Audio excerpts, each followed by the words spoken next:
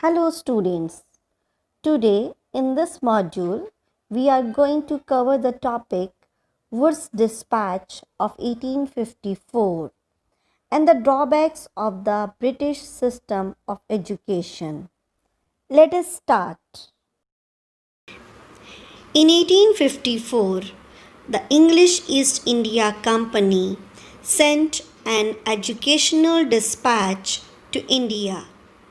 It came to be known as Wood's Despatch, as it was issued by Sir Charles Wood, who was the president of the Board of Control for India.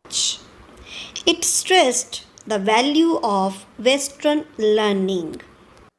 It defined many advantages of Western education. Number 1.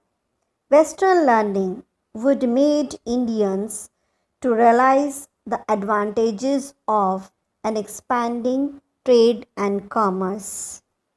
Western learning would expose Indians to the Western way of life and create in India a demand for British goods.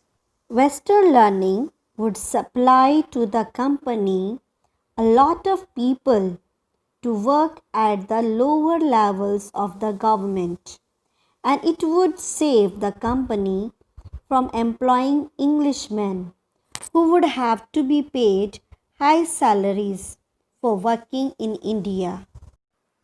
The main objectives of the Wood's Dispatch. Number 1. To educate the people of India so that a class of public servants or clerks could be created. To develop practical and vocational skills of Indian people so that more goods could be manufactured. Education from primary to university level was to be given across the country. Schools, colleges and universities were to be set up.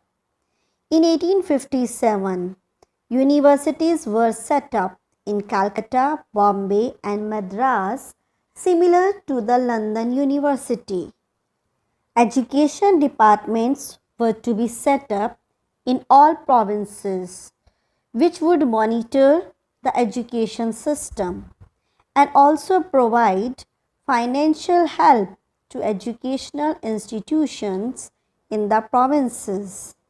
Teacher training institutions were to be set up. There were many drawbacks in educational system under the British. Number 1. Mass education was neglected. There were very few primary schools and even they suffered from lack of funds. The education of girls was neglected. Only 2 out of 100 Indian women were able to read and write. Scientific and technical education was neglected, as the British wanted clerks and not scientists and engineers. During the British rule in India, the downward filtration theory was adopted in the country. The filtration theory in education means that the education was provided to a small portion of the people and through them education was conveyed to the masses. This, however, never worked in practice. The new system of education brought order and discipline in the pathshalas.